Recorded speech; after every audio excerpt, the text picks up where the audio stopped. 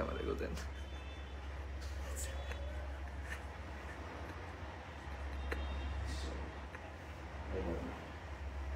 লুঙ্গির পরে ক্লাস নিচ্ছি লুঙ্গি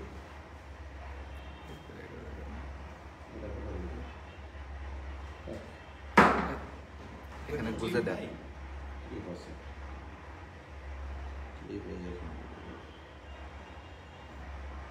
থাকবে আলাদা ব্যাপার না বুঝে দেন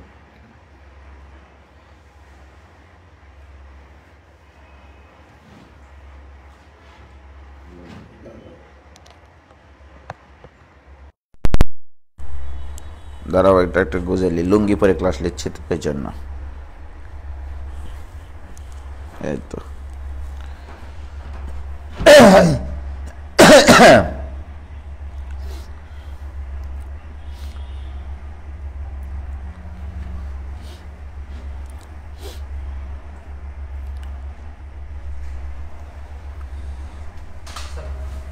লুঙ্গি পরে ক্লাস নিচ্ছি তুমি আবার আসলা কেন হ্যাঁ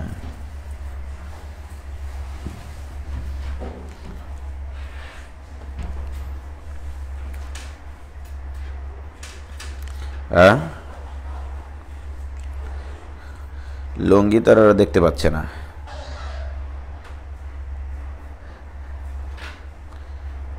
সাউন্ড ক্লিয়ার পাচ্ছ হ্যাঁ আচ্ছা সেকেন্ড পেপারে বই কই ওই যে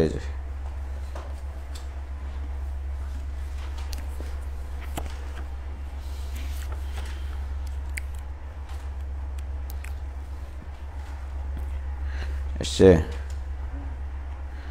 আচ্ছা এখন যে প্রবলেমগুলো করাবো ছেলে মেয়েদের এগুলো সব হয়ে গেছে তাই না এটাও হয়ে গেছে এগুলো সব হয়ে গেছে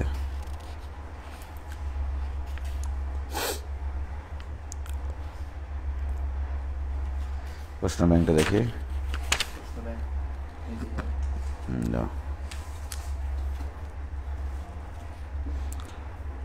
তোমাদের তো ম্যাক্সিমাম এখানকার প্রবলেমগুলো সলভ হয়ে গেছে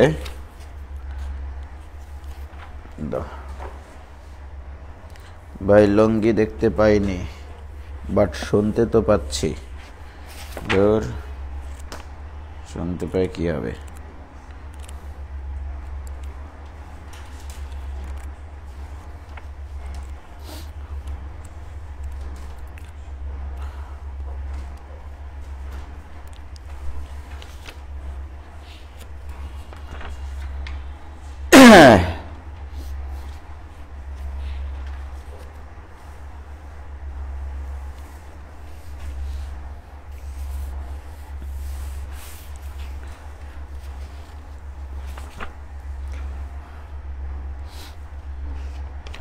এগুলো সব করাইছি এটাও করাইছি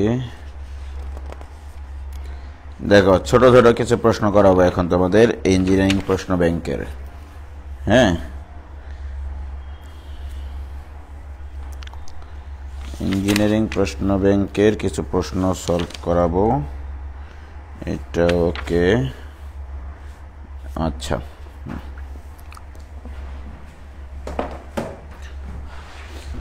দেখো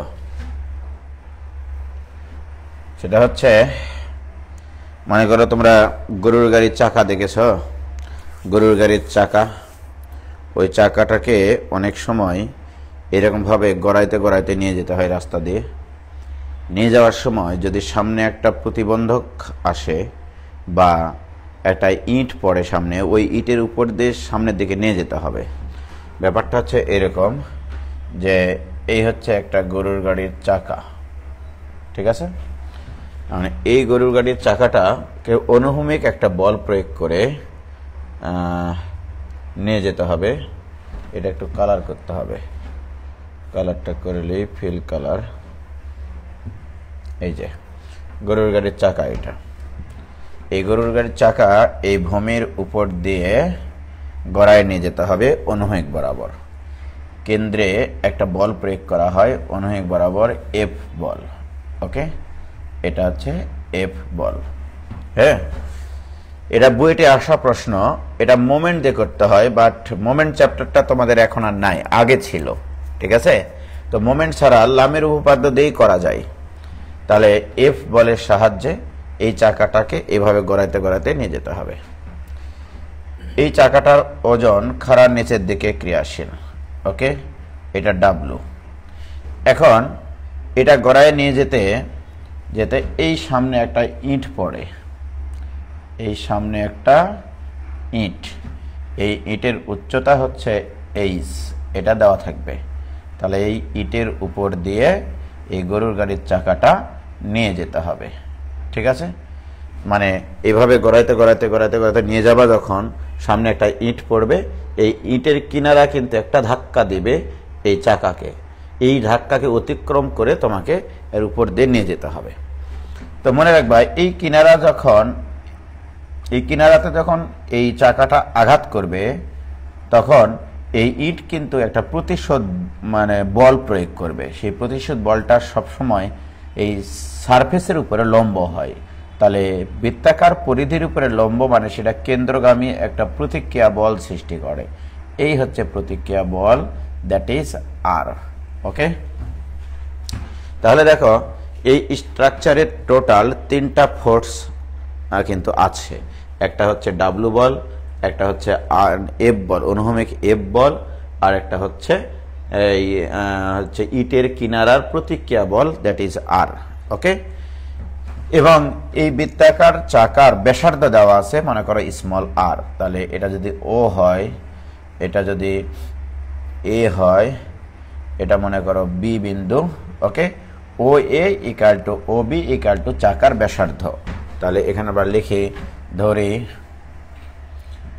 ও A equal to O B equal to small আর, এটা ইকুয়াল টু চাকার ব্যাসার্ধ, চাকার ব্যাসার্ধ। ওকে, দেখা যাচ্ছে মোস্তাক? আচ্ছা, চাকার ব্যাসার্ধ। তাহলে দেখো এই বিন্দুটা থেকে ও এ রেখার উপরে আমি যদি লম্ব টানি, অন্য একটা কালার দিয়ে, সাদা কালার দিয়ে টানি, তাহলে এখানে যদি একটা লম্ব টানি, ওকে, তাহলে বলো এইটুকু তো এইচ মোস্তাক, ঠিক কিনা? তাহলে এইটুকু এইচ, তাহলে এটা মনে করো সি বিন্দু। ওকে, তাহলে এখানে প্রশ্ন মতে C A equal to H, কিন্তু C A equal to H, দেখো এইচ এটা ইকুয়াল টু প্রতিবন্ধকের উচ্চতা, প্রতিবন্ধকের উচ্চতা, প্রতিবন্ধকের উচ্চতা। ঠিক আছে, তাহলে এইচ, তাহলে ওসি ইকুয়াল টু কত হবে, এটা একটা তোমার ব্যাপার আছে। তাহলে OC equal to O A minus C A, O A থেকে যদি সি এ বাদ দাও তাহলে ওসি পাবো আমি। তাহলে এইটা ইকুয়াল টু ও এ মানে হচ্ছে স্মল আর চাকার ব্যাসার্ধ, মাইনাস সি এ মানে হচ্ছে এইচ। তাহলে ওসির মান পেয়ে গেছি, তাহলে এইটুকুর মান আমাদের জানা। ওকে, আর মাইনাস এইচ। আবার দেখো এই ওবি মানে তো ব্যাসার্ধ, রাইট? এই ওবি মানে ব্যাসার্ধ, যা কিনা স্মল আর, এটা আমাদের দেওয়া আছে। তাহলে পিথাগোরাসের সূত্র থেকে আমি এইটুকু দৈর্ঘ্য বের করে নিতে পারি। তাহলে অতএব ওসিবি সমকোণী ত্রিভুজে, ওসিবি সমকোণী ত্রিভুজে, সমকোণী ত্রিভুজে আমরা বলতে পারি OB square equal to OC square plus CB square. তাহলে বা ওবি এর মান হচ্ছে আর, তার মানে R square equal to OC মানে আর minus H whole square plus CB square. CB এর মানটা আমাকে বের করে নিতে হবে। তাহলে বা R square equal to R square minus twice R H plus H square plus CB square. কি ক্লিয়ার? আর স্কয়ার কেটে যাবে, তাহলে সিবি স্কয়ার ইকুয়াল টু আসবে, এই পাশে পার করে দাও, 2rh মাইনাস h স্কয়ার। তাহলে অতএব CB equal to root over twice R H minus H square. তাহলে সিবি এর মান তুমি জানো। তাহলে কি ক্লিয়ার? বলো এটুকু ক্লিয়ার কিনা? তোমরা কি বুঝতে পারিস? হ্যাঁ,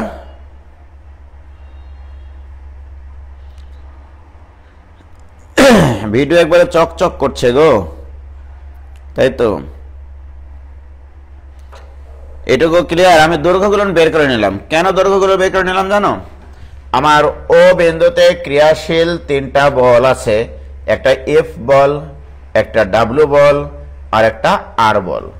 দেখো, ও বিন্দুতে ক্রিয়াশীল অনুভূমিক এফ বল, প্রতিক্রিয়া বল আর এবং চাকার ওজন ডাব্লু, এরা যদি ভারসাম্য সৃষ্টি করতে পারে, স্থির অবস্থার সৃষ্টি করে, এবং এই তিনটা বল দেখে, ডাব্লু বলটা মনে হচ্ছে সিবি বরাবর আছে, আর বলটা মনে হচ্ছে বি ও বরাবর আছে, আর ডাব্লু বলটা মনে হচ্ছে যে ওসি বরাবর ক্রিয়াশীল, ঠিক কিনা? তাহলে আমরা বল ত্রিভুজের বিপরীত সূত্র অ্যাপ্লাই করতে পারি, ঠিক আছে? তাহলে এবার আমরা লিখব ও বিন্দুতে ক্রিয়াশীল এফ আর এবং ডাব্লু বল তিনটি ভারসাম্য সৃষ্টি করলে, লেখো ও বিন্দুতে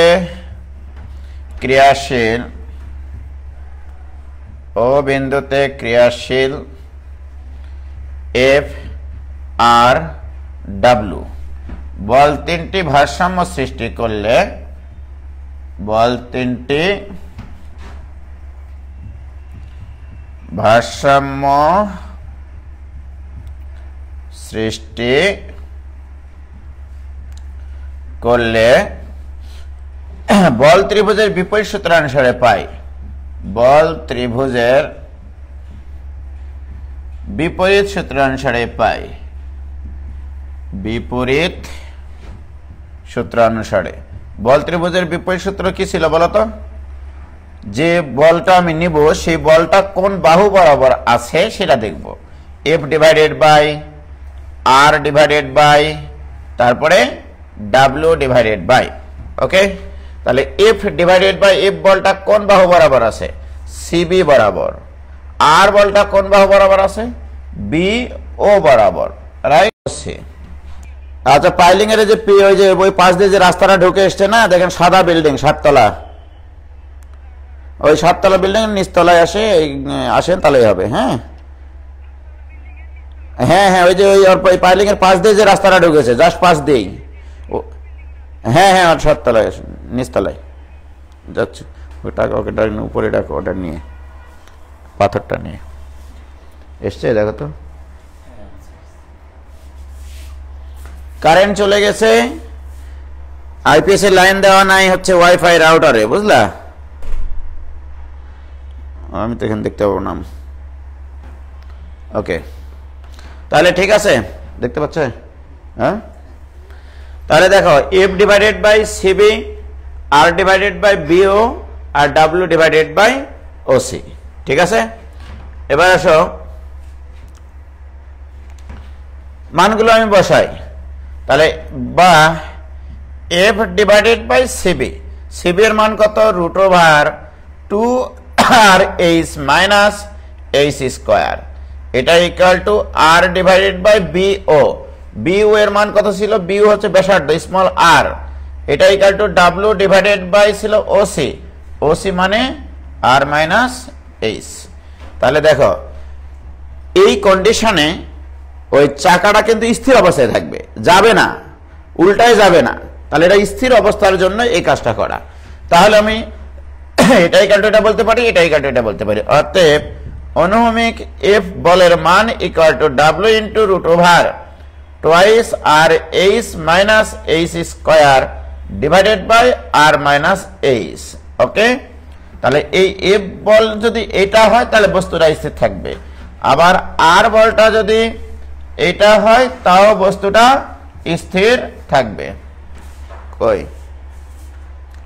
নিশ্চয় দেখি বাবা, ভাঙবে না তো নাকি? ভাঙবে না, পরে গেলে নাকি? আচ্ছা, সরকারি মাধ্যমিক বিদ্যালয় সমূহের উন্নয়ন শীর্ষক প্রকল্প মোহনপুর সরকারি উচ্চ বিদ্যালয়ের 6 তলা একাডেমিক ভবন নির্মাণ কাজের ভিত্তিপ্রস্তর স্থাপন করেন জনাব মোহাম্মদ আইনউদ্দিন, মাননীয় সংসদ সদস্য 54 রাজশাহী 3 পবা মোহনপুর সদস্য খাদ্য মন্ত্রণালয় সম্পর্কিত স্থায়ী কমিটি, তারিখ 25 ডিসেম্বর 2020, 10 পৌষ। আচ্ছা, বাস্তবায়নে মাধ্যমিক উচ্চ মাধ্যমিক শিক্ষা অধিদপ্তর নির্মাণের শিক্ষা প্রকৌশল। হ্যাঁ, ঠিক আছে। কই বিলটা কই? বিল দিয়ে পাঠায়নি, আমাকে বললো যে ওখানে গেলে 4000 টাকা দিবে। বিল লাগবে তো, এটা তো আমাদের বিল করতে হবে। যাই হোক, তাহলে এটা মোস্তাক সাবধানে রাখো কোথাও। রাখো। আর হচ্ছে ওকে 4000 টাকা দিয়ে দাও উপর থেকে নিয়ে।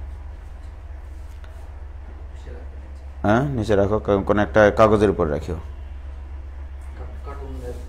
হ্যাঁ, কার্টনের উপর রাখো।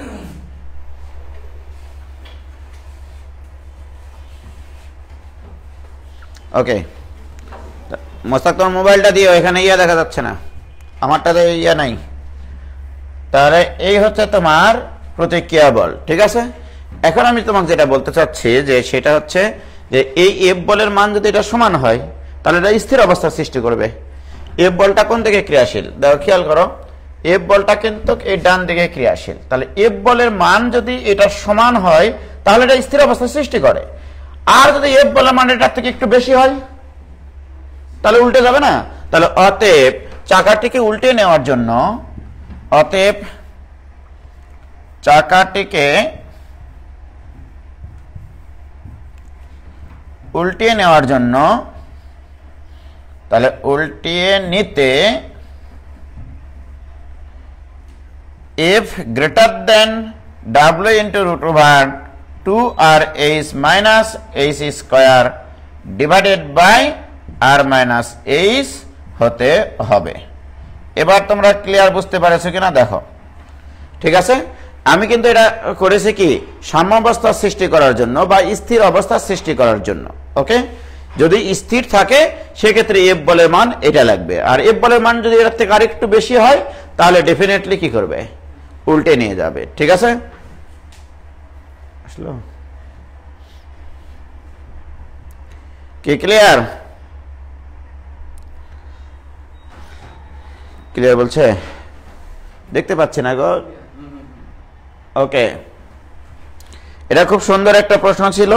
এই ধরনের একটা অঙ্ক বইতে এসেছিল ডিজিট দিয়ে আর কি। দেখা গেল তোমার ওই ইটের উচ্চতা দিয়ে দিবে, চাকার ব্যাসার্ধ দিয়ে দিবে, চাকার ওজন দিয়ে দিবে। তার মানে কি দেখো, ব্যাসার্ধ যদি আর দিয়ে দেয়, চাকার ব্যাসার্ধ যদি আর দেওয়া হয়, তারপরে ইটের উচ্চতা এইচ যদি দিয়ে দেওয়া হয়, ডাব্লিউ এর মান যদি দেওয়া হয়, তাহলে কত ওজন লাগবে সেই পরিমাণ বল তোমাকে প্রয়োগ করতে হবে, ঠিক আছে।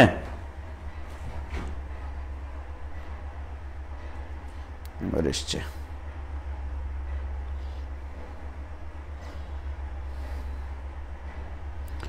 কি ক্লিয়ার?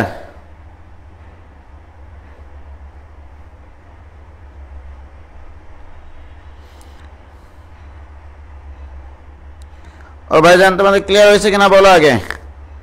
ভাই কেতব স্যারের 11 নম্বর ম্যাথ গুলো সব হবে, আটকে যায়নি। ওই যে তোমার কারেন্ট চলে গেছিল তো ওই জন্য আর কি। এবার ক্লিয়ার দেখা যায় তো নাকি? ওকে, ভেরি গুড। তাহলে এই অঙ্ক আমাদের জীবন থেকে চলে গেল। এবার আসো, আর কি অঙ্ক আছে দেখি। বিভিন্ন সালে আসা প্রশ্ন আর কি।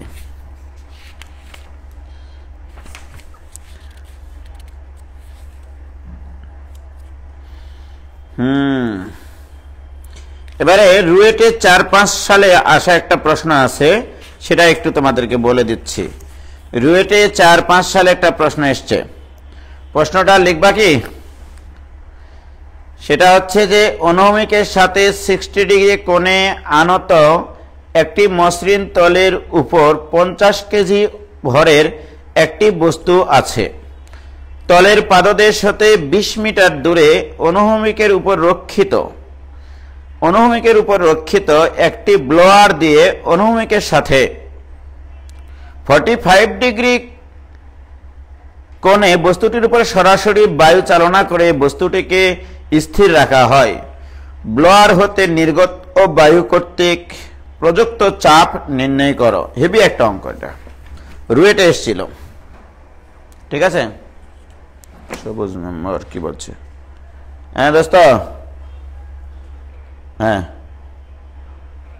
এটা বাসায় আছি। আয় দোস্ত, না একা আছে, আমি ক্লাস নিচ্ছি। এই তো আর 40-45 মিনিট পর। ঠিক আছে, ওকে। তাহলে কি ঘটনা ঘটলো লিখে দেবো, তাই না? তাহলে লিখে দিচ্ছি, প্রশ্নটা লিখো। প্রশ্নটা অনেক বড়। তাহলে লিখো, অনুভূমিকের সাথে 60 ডিগ্রি কোণে আনত, এটা হচ্ছে রুয়েট, কত সালে এসেছিল? 4-5-এ। তখন তোমরা অনেক ছোট। অনুভূমিকের সাথে 60 ডিগ্রি কোণে, অনুভূমিকের সাথে 60 ডিগ্রি কোণে আনত একটি তলের উপর, আনত একটি তলের উপর 50 কেজি ভরের একটি বস্তু আছে। একটি বস্তু আছে, ওকে। তলের পাদদেশ হতে, তলের পাদদেশ হতে 20 মিটার দূরে অনুভূমিকের উপর রক্ষিত, অনুভূমিকের উপর রক্ষিত একটি ব্লোয়ার, ব্লোয়ার মানে বাতাস দেওয়া যায় আর কি, একটি ব্লোয়ার দিয়ে অনুভূমিকের সাথে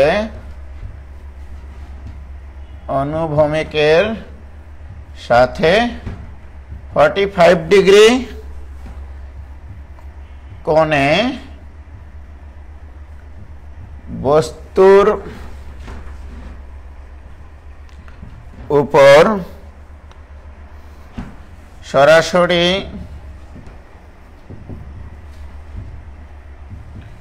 বায়ু চালনা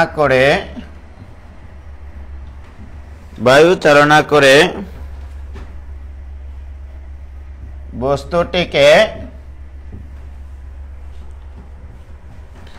স্থির রাখা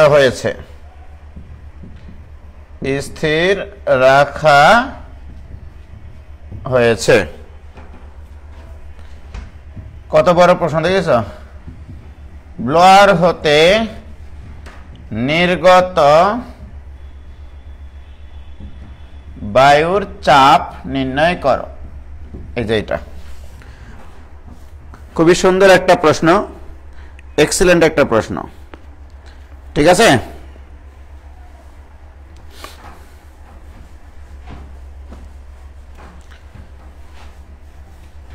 তাহলে কি বলছে দেখো, অনুভূমিকের সাথে 60 ডিগ্রি কোণে আনত তলের উপর 50 কেজি ভরের একটি বস্তু আছে। তলের পাদদেশ হতে 20 মিটার দূরে, এই 20 মিটারের উপরে অবশ্য আমি নির্ভরশীল হব না, এটা কোনো ফ্যাক্টরি না। 20 মিটার দূরে অনুভূমিকের উপর রক্ষিত একটি ব্লোয়ার মেশিন, মানে বাতাস দেওয়া যায়, বাতাস দিয়ে ওটাকে স্থির রাখবে। তাহলে কি পরিমাণ চাপ দিবে? তাহলে চিন্তা করো, আমি যদি চিত্র আঁকি তাহলে এরকম ব্যাপারটা, এটা অনুভূমিক, সরল লেখা, এই মনে করো 60 ডিগ্রি কোণে মোটামুটি 60 ডিগ্রি কোণ উৎপন্ন করে হচ্ছে এইটা। ওকে, এই তলের উপরে একটা বস্তু আছে, সেই বস্তুটার ওজন কত? 50 কেজি। তাহলে এর ওজন হচ্ছে 50 কেজি দেওয়া আছে, তাহলে এর ওজনটা হবে 50 ইন্টু 9.8 নিউটন। ঠিক আছে, 50 ইন্টু 9.8 নিউটন। ওকে, এত কেজি ভরের বস্তু আছে। এখন এই যে দেখো, তারপরে কি বলা আছে, এখান থেকে 20 মিটার দূরে কোন একটা জায়গা থেকে এখানে একটা ব্লোয়ার মেশিন আছে। ব্লোয়ার মেশিন দিয়ে এইদিকে বাতাস দেওয়া হয়, এটাকে বাতাস দিয়ে স্থির রাখা হয়, নইলে এটা গড়িয়ে পড়ে যেত, ঠিক কিনা? তাহলে এইখান থেকে এই বরাবর, অন্য কালারের পেন নিই, এখান থেকে এই বরাবর একটা বাতাস দেওয়া হয়েছে। এই যে বাতাসের চাপ পি, এই পি এর মানটাই তোমাকে নির্ণয় করতে হবে। তাহলে এর উপরে একটা বাতাস দেওয়া আছে, সেই বাতাসটা মানে কিভাবে দেওয়া আছে, অনুভূমিকের সাথে 45 ডিগ্রি কোণ উৎপন্ন করে। তাহলে এই কোণটা দেওয়া আছে 45 ডিগ্রি, আর প্রশ্নে এটা বলা ছিল 60 ডিগ্রি। ওকে, হয়েছে? এটা 60 ডিগ্রি, 60 ডিগ্রি কোণে আনত তলের উপর। তুমি দেখো অনুভূমিকের সাথে 60 ডিগ্রি কোণে আনত, এই যে দেখো অনুভূমিকের সাথে 60 ডিগ্রি কোণে আনত তল, এটা হচ্ছে তল। এই তলের উপরে এই বস্তুটা রাখা আছে। এই বস্তুটার ওজন কত? বস্তুটার ওজন হচ্ছে 50 কেজি ইন্টু 9.8, 50 ইন্টু 9.8 নিউটন। ওকে, এবার আসো, এখানে বাতাস দেওয়া আছে এভাবে, সেই বাতাসটা কত ডিগ্রি কোণে দেওয়া আছে? 45 ডিগ্রি কোণে উৎপন্ন করেছে। এখন প্রশ্ন হচ্ছে, এটা যদি 45 হয়, এটা যদি 60 হয়, তাহলে এই কোণটা কত? এটা বলতে পারবা যে এই কোণটা হচ্ছে 15 ডিগ্রি হবে। দেখো কিভাবে 15 ডিগ্রি, এটা যদি 60 হয়, এই কোণ হবে 120, আর এই 3 কোণের সমষ্টি হতে হবে 180। তাহলে 120 আর এই দুটার যোগফল হতে হবে 60। তাহলে এখানে 45 দেওয়া আছে, এখানে তাহলে কত? 15, রাইট? এখন আসো, তাহলে দেখো এই পি বলের একটা উপাংশ যদি আমরা তল বরাবর নিই, এটা যদি 15 হয়, এখানে তল বরাবর যদি একটা উপাংশ নিই, ঠিক আছে, এ বরাবর উপাংশ নিই, চিত্রটা ছোট হয়ে গেছে, মানে জাস্ট এই জিনিসটাকে এখানে প্রেজেন্ট করার জন্য আমি আঁকলাম, একটু বড় করে চিত্রটা আঁকি। হ্যাঁ, তাহলে বুঝতে সমস্যা, চিত্রটা একটু বড় করে আঁকি।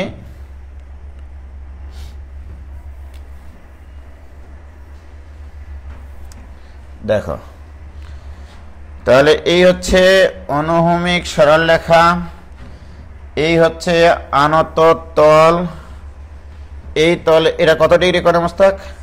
এটা 60 ডিগ্রি কোণে আনত তল, এর উপরে একটা বস্তু আছে, বস্তুটার ওজন কত দেওয়া আছে মস্তক? 50 কেজি। তাহলে এর নিউটনে করলে কত হবে? 50 ইন্টু 9.8 নিউটন। ওকে, এবারে এখানে বাতাস দেওয়া হয়েছে কোত্থেকে? 45 ডিগ্রি কোণ উৎপন্ন করে, রাইট? তাহলে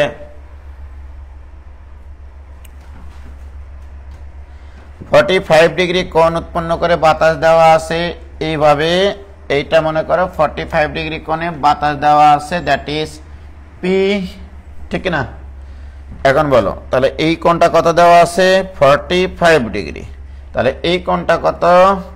15 ডিগ্রি। কি ক্লিয়ার? তাহলে এইটা যদি 15 হয়, তাহলে এটাও কত? এটাও কিন্তু 15 ডিগ্রি, কারণ এটা হচ্ছে বিপরীত কোণ, বিপরীত কোণগুলো সমান হয়। এখন আমার প্রশ্ন হচ্ছে যে এটা যদি 60 হয়, তাহলে এটা কত মস্তক? তুমি তো এটা বুঝবা না, তুমি বলো। এটা 30 ডিগ্রি, কারণ এটা হচ্ছে 90 ডিগ্রি। Very good. এখন যদি আমি বলি এই যে দুটা বল আছে, একটা বল হচ্ছে এই তলের সাথে 15 ডিগ্রি কোণ উৎপন্ন করে পি বলটা, আর এই 50 ইন্টু 9.8 বলটা এই তলের সাথে 30 ডিগ্রি কোণ উৎপন্ন করে। আমরা উপাংশ নেব। তাহলে স্থির অবস্থার সৃষ্টি করতে গেলে আমি যদি এই পি বলের এই বরাবর একটা উপাংশ নিই, এই যে এই বরাবর একটা উপাংশ নিই, তাহলে এই উপাংশটা হবে পি কস 15 ডিগ্রি, পি কস 15 ডিগ্রি, যার সাথে কোণ সেই দিক বরাবর কস হয়, এটা আমরা জানি। এখন এইটার যদি একটা উপাংশ এই বরাবর নিই, আমরা এই বরাবর একটা উপাংশ নিই, কার বলতো? এই 50 ইন্টু 9.8 এর, তাহলে এর উপাংশটা কত হবে? 50 ইন্টু 9.8 ইন্টু কস 30 ডিগ্রি। তাহলে 50 ইন্টু 9.8 ইন্টু cos 30 ডিগ্রি। এখন আমাকে বলো এই বস্তুটাকে স্থির রাখতে হবে, তোমার বলা আছে। খুবই সিম্পল প্রশ্ন ছিল একটা, কিন্তু অঙ্ক কিন্তু শেষ হয়ে গেছে। এই জায়গাটাতে যদি এই বস্তুটাকে স্থির রাখতে চাও তাহলে এই বল আর এই বল কি হতে হবে? সমান হতে হবে। তাহলে এই বল কত? এই তল বরাবর p cos 15 ডিগ্রি, এইটা ইকুয়াল টু তাহলে কি হতে হবে? 50 ইন্টু 9.8 ইন্টু cos 30 ডিগ্রি। এই তো এটা অ্যান্সার। কি ক্লিয়ার? তাহলে এখান থেকে কিসের মান পাওয়া যাবে বলো? p এর মান। তাহলে p ইকুয়াল টু কত আসে? ক্যালকুলেশন করে মস্তাক দেখো তো, পারবা তুমি? এই ক্যালকুলেশন করবা, ডিভাইডেড বাই cos 15 ডিগ্রি। এই কত আসে দেখো p এর মান? p এর মান কত আসে দেখো?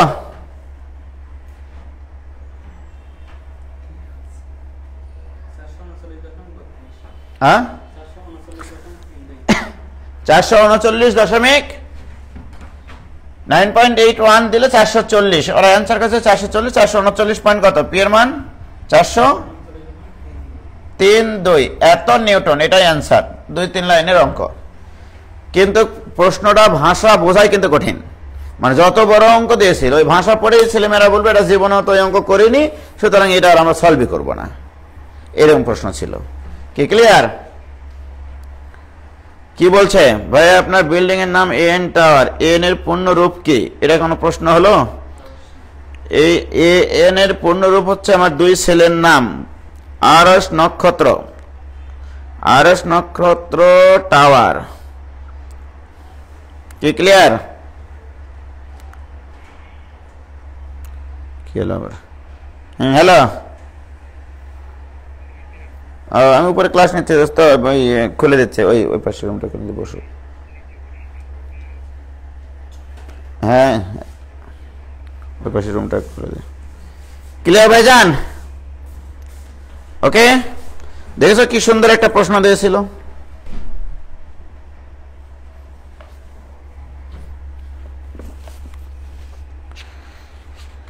আরো কত সুন্দর প্রশ্ন আছে।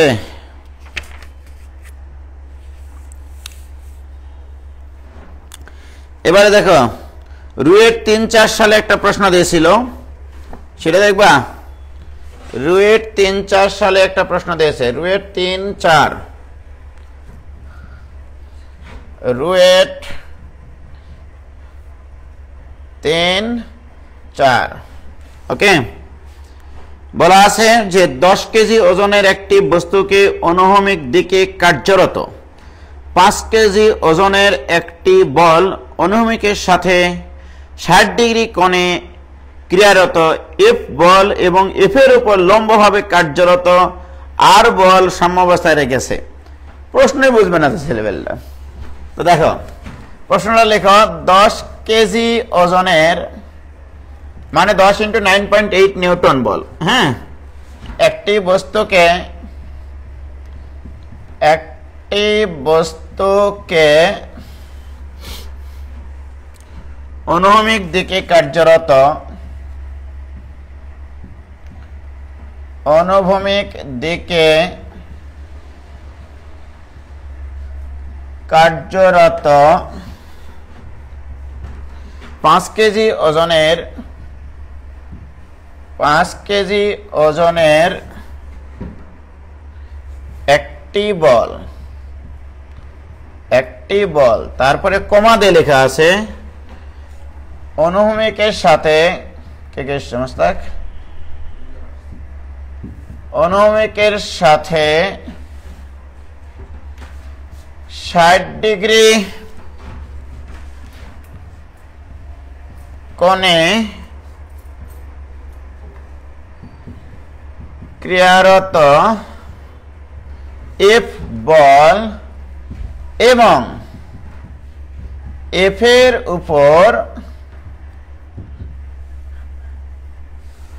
লম্ব বরাবর কার্যত আর বল স্থির অবস্থায় রাখে, স্থির রাখে। ওকে, প্রমাণ করতে হবে, প্রমাণ করতে হবে যে f minus √3r plus 10 equal to 0 এটা একটা, আর √3f plus r minus 20 equal to 0 একটা, দুইটা প্রমাণ করতে হবে। এটা রুয়েট 3-4 সালে এসছে। তাহলে বলো এই প্রশ্নটা পড়ে যদি তুমি ফিলিংসই না পাও, নাই বুঝতে পারো, অঙ্ক সলভ করবা কোত্থেকে? আস্তে আস্তে পড়তে হবে। 10 কেজি ওজনের একটি বস্তুকে অনুভূমিক দিকে কার্যরত 5 কেজি ওজন, অনুভূমিকের সাথে 60 ডিগ্রি কোণে ক্রিয়ারত এফ বল, আবার এফ এর উপরে লম্ব আর বল, এই তিনটা বল এই একজনকে স্থির রাখে, রাইট? তাহলে 10 কেজি ওজনের, দেখো আমি যদি চিত্র আঁকি, এফ বল হচ্ছে 5 কেজি ওজনের বলটা অনুভূমিক, 60 ডিগ্রি কোণে এফ বল, ওকে। তাহলে দেখো এই যে এখানে একটা বস্তু, এর ওজন হচ্ছে 10 কেজি ওয়েট। এখানে এই যে WT দিলে 9.8 দ্বারা গুণ করার দরকার হয় না, এটা দ্বারাই বোঝায় 10 × 9.8। এখন এখানে অনুভূমিক বরাবর এই বস্তুটাকে স্থির রাখার জন্য কি কি বল কাজ করেছে মোস্তাক? অনুভূমিক বরাবর 5 কেজি ওয়েট আছে, অনুভূমিক বরাবর 5 কেজি ওয়েট, এই অনুভূমিকের সাথে 60 ডিগ্রি কোণে এফ বল, এফ বল, আবার এটাকে স্থির রাখার জন্য এই দুইজনই যথেষ্ট না, এই এফ বলের সাথে লম্ব বরাবর, তাহলে লম্ব বরাবর এর সাথে 90 ডিগ্রি কোণ করে, এটার সাথে 90 ডিগ্রি কোণ উৎপন্ন করে আর বলের সাহায্যে এই অবস্থায় স্থির আছে। কি ক্লিয়ার? কি ক্লিয়ার? বলো তোমার ভাষাটা বুঝতে পারলে কিনা? কি প্রশ্ন বলছে? মাথা 360 ডিগ্রি কোণে ঘুরে গেল, কোনো ঘোরাঘুরির প্রশ্ন নাই, হয়েছে? দেখো তোমরা এটা বুঝেছো কিনা? 10 কেজি ওজনের একটি বস্তুকে অনুভূমিক বরাবর ক্রিয়াশীল 5 কেজি, তারপরে অনুভূমিকের সাথে 60 ডিগ্রি কোণে, অনুভূমিকের সাথে 60 ডিগ্রি কোণে ক্রিয়ারত এফ বল এবং এফ বলের উপরে লম্ব বরাবর ক্রিয়াশীল আর বল, এইগুলো বলগুলো এটাকে স্থির অবস্থায় রাখে। বলো এই চিত্রটা ক্লিয়ার কিনা? মাইশা, ফারজিনা, মৌমিতা, কানের পর দিব, তুই আমাকে সকালে কি বলেছিস কমেন্টে? জি বুঝছি ভাই, হয়েছে? এবার দেখো কাহিনীটা কি করতেছে। তাহলে এটা স্থির অবস্থায় থাকবে। কোন একটা স্ট্রাকচার স্থির অবস্থায় কখন থাকে? আমি তোমাদেরকে বেশ কয়েকটা জিনিস শিখাইছিলাম। Plus theory of mechanics, plus theory, plus theory মানে এই দিককার বল ইকুয়াল টু এই দিককার বল হতে হবে, লেফটওয়ার্ড force equal to rightward force হতে হবে, upward force equal to downward force হতে হবে। কি ক্লিয়ার? তো আমি যদি এখানে একটা প্লাস চিহ্ন দিই, যে প্লাস চিহ্ন বরাবর যদি আমি বলের উপাংশগুলো নিই, এই যে দেখো এখানে প্লাস চিহ্ন দিলাম, এখানে প্লাস চিহ্ন দিলাম, এই প্লাস চিহ্ন বরাবর এই রেখা বরাবর যেগুলো বল আছে সেগুলো আগে ক্রিয়াশীল করায়। এই দিক বরাবর কত আছে মস্তক? 10 কেজি ওয়েট, আগে থেকেই 10 কেজি ওয়েট। এই বরাবর 5 কেজি ওয়েট আগে থেকেই আছে, 5 কেজি ওয়েট, ওকে। এখন এই এফ বলের একটা উপাংশ এই বরাবর কাজ করবে। এফ বল তো আমার এখানে ক্রিয়াশীল ছিল, তাই কিনা? তাহলে এটার একটা উপাংশ এই বরাবর, একটা উপাংশ এই বরাবর, এফ এর উপাংশ। তাহলে এফ এর উপাংশ এই বরাবর এফ cos 60 ডিগ্রি, তাহলে এফ cos 60 ডিগ্রি, আর উলম্ব বরাবর এফ sin 60 ডিগ্রি। কি ক্লিয়ার? হ্যাঁ, 100%। তাহলে ভেরি গুড। এবার আসো, আচ্ছা এই আর বলটা এই অনুভূমিকের সাথে কত কোণ উৎপন্ন করে সেটা তো দেওয়া ছিল না। এখানে কত কোণ উৎপন্ন করা ছিল এটা কি দেওয়া ছিল?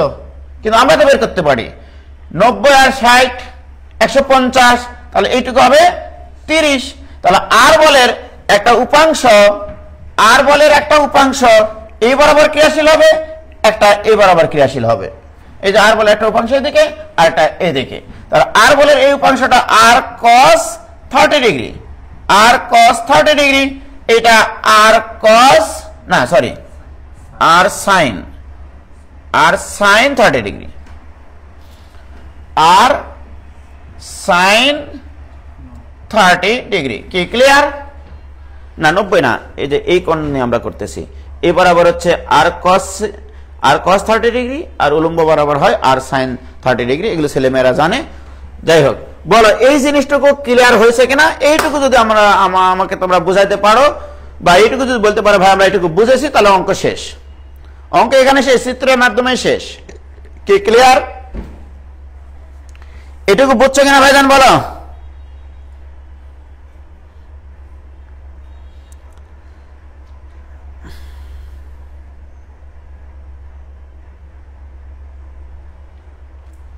কি ক্লিয়ার? ওকে, ফোন ধরে বলো তো যে ক্লাসে আছি।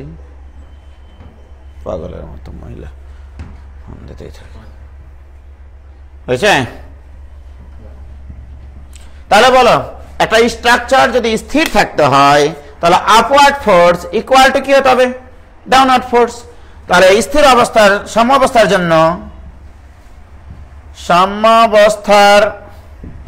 জন্য upward force equal to downward force. Okay, তাহলে আপওয়ার্ড ফোর্স কি আছে?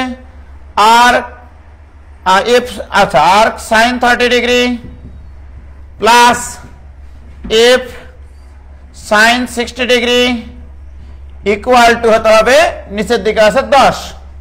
তাহলে বা R into half plus F into √3/2 equal to 10। 2 দ্বারা যদি গুণ করি তাহলে আর প্লাস √3f ইকুয়াল টু 20। বাম পাশে যদি পার করে নিয়ে আসি, √3f plus r minus 20 equal to 0। প্রমাণিত। একটা অ্যান্সার হয়ে গেছে। দেখো মোস্তাক, ওই যে দেখো, এটা হয়ে গেছে। √3f plus r minus 20 equal to 0। কি ক্লিয়ার? একটা প্রমাণ কিন্তু হয়ে গেছে, upward force equal to downward force apply করে। ওকে,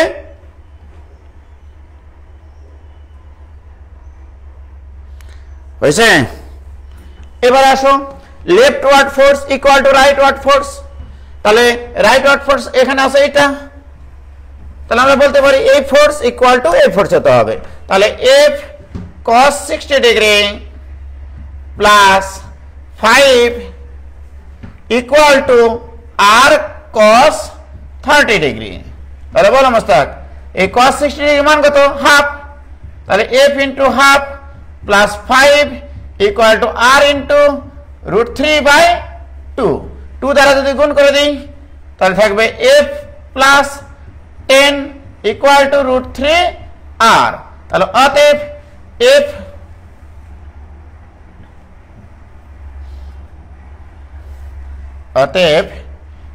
f minus √3r plus 10 equal to 0। বলো এখানে কি কঠিন অঙ্ক হলো?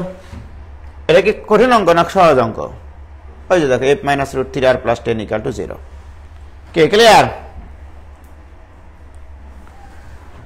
বলস মেহেদী হাসান, 9.8 দ্বারা গুণ করা লাগবে না ভাইজান। প্রত্যেকটার সাথে 9.8 দ্বারা যদি গুণ করো, ওটা তো কমন নিয়ে ভাগই করা যায় দুই পাশ থেকে, পাগলের মতো। কে clear? Mohammad Nazmul Sakib, physics basic question. 9.8 দ্বারা গুণ করতে হবে না ভাইজান, এখানে কোনো সমস্যা নাই। কি বোঝা গেছে কি ভাই? শুধু উপাংশের খেলা। হ্যাঁ, প্লাস থিওরি। যতগুলো বলই প্রয়োগ করা থাকে না কেন, কোন একটা স্ট্রাকচারে প্লাস করে নিব, নিয়ে প্লাস বরাবর শুধু উপাংশ নিয়ে নিব, দিয়ে বাম সাইডের বল ইকুয়াল টু ডান সাইডের বল, উপরের বল ইকুয়াল টু নিচের বল। অঙ্ক শেষ 100%। ওকে, শুধু ভাষা বুঝতে পারলেই হবে। ওই রকমই অঙ্ক। দেখে দাও, এই সহজ অঙ্কগুলো তো আমাকে যদি দিত, এই অঙ্ক জীবনও দিতাম না। সহজ অঙ্ক, এটা তো সহজ অঙ্ক।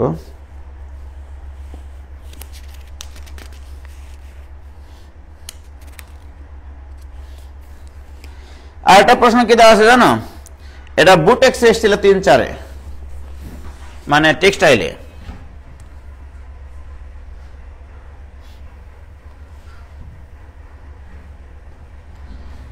টেক্সটাইল ইউনিভার্সিটিতে এসেছিল এটা। 100 পাউন্ড ভরের একটি বস্তুকে দুটি রশির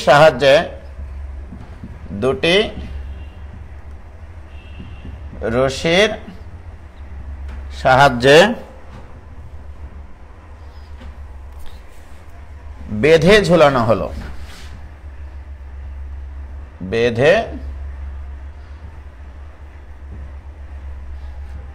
ঝুলানো হলো। ওকে। রশিদ্বয়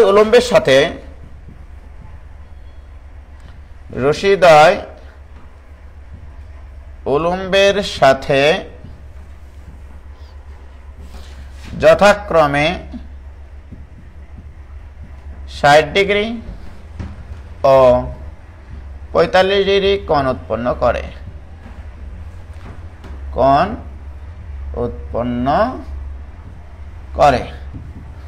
ওকে,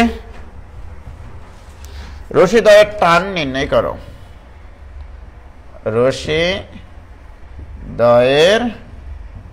টান নির্ণয় করতে হবে। ঠিক আছে, এটা খুব সহজ প্রশ্ন, অত্যন্ত সহজ প্রশ্ন। ডান পাশে দেখা যাচ্ছে না, দেখো। তাহলে কি হলো? 100 পাউন্ড। তাহলে এখান থেকে 100 পাউন্ডের একটা বস্তু ঝুলছে। ঠিক আছে, পাউন্ড যদি হয় তাহলে এখানে 32 দ্বারা গুণ করতে হয়, 9.8 না দিয়ে। ঠিক আছে, ওকে। তাহলে ওটা দেওয়ার দরকার নাই, এত পাউন্ড ওয়েট দাও তাহলেই হবে। ঠিক আছে, বা এত পাউন্ড, একক পাউন্ডে রাখবা, সমস্যা কোথায় তোমাদের? ঠিক আছে, পাউন্ডে রাখবা অ্যান্সার, তাতে তো কোনো সমস্যা নাই। এবারে এখানে একটা রশির সাহায্যে ঝোলানো আছে, দুইটা রশি এভাবে টাইনে ধরে রাখা আছে। ঠিক আছে, এরকম ভাবে একটা দুটা রশি বাঁধা আছে, রশির দুই প্রান্ত দিয়ে এখানে 100 পাউন্ডের একটা বস্তুকে মানে গিট দিয়ে রাখা আছে, আর এই বস্তুটাকে এভাবে ধরে রাখা আছে। ওকে, প্রশ্নে বলা আছে এত পাউন্ড ভরের একটি বস্তুকে দুটি রশির সাহায্যে বেঁধে ঝুলানো হলো রশিদ্বয় উলম্বের সাথে। তাহলে এটা একটা রশি, এটা মনে করো টান T1, এখানে মনে করো টান T2। উলম্বের সাথে উলম্ব রেখা মানে এইটা, ঠিক, উলম্বের সাথে একটা কোণ তৈরি করে 60 ডিগ্রি। তাহলে এটা মনে করো 60 ডিগ্রি কোণ উৎপন্ন করে। আর একটা কত ডিগ্রি কোণ উৎপন্ন করে? তাহলে 45 ডিগ্রি। এরা স্থির অবস্থার সৃষ্টি করে। হ্যাঁ, স্থির অবস্থার সৃষ্টি করলে তাহলে লামের উপপাদ্য প্রয়োগ করা যাবে। তো এই যে এই কোণটা কত? 120 ডিগ্রি। এই কোণটা কত? 135 ডিগ্রি। অঙ্ক শেষ। লামের উপপাদ্য T1 ডিভাইডেড বাই T1 এর অপোজিট কোণের সাইন, সাইন 120 ডিগ্রি। এটা equal to T2 divided by তার অপোজিট কোণের সাইন, তার সাইন 135 ডিগ্রি। এটা ইকুয়াল টু 100 ডিভাইডেড বাই 100 এর অপোজিট কোণ, মানে পুরা কোণটা 100 এর অপোজিট কোণ টোটাল কত হচ্ছে? 105 ডিগ্রি। তাহলে সাইন 105 ডিগ্রি। অঙ্ক শেষ। তাহলে এটা ইকুয়াল টু এটা বলে T1 বের করে নাও, এটা ইকুয়াল টু এটা বলে, আবার এটা ইকুয়াল টু এটা বলে T2 বের করে নাও। কি ক্লিয়ার হয়েছে? কত কত অ্যান্সার নিয়ে এসছো?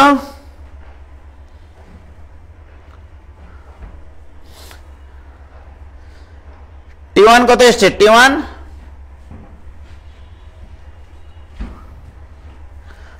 আসবে হচ্ছে 89.657 পাউন্ড ওয়েট। 89.657 pound weight. না সরি, হ্যাঁ ঠিকই আছে, T1 হচ্ছে 45 ডিগ্রি এখানে। তো T1 আসবে হচ্ছে তোমার 89.657 পাউন্ড ওয়েট, আর T2 আসবে 73.205। ঠিক আছে, লামি ছাড়া উপাংশ দিয়ে তো হয় 100%, উপাংশ দেওয়া হবে, তোমার মোমেন্ট দেওয়া হবে, আর কত কিছু দেওয়া হবে, স্থির অবস্থা থাকে। ঠিক আছে, ওকে।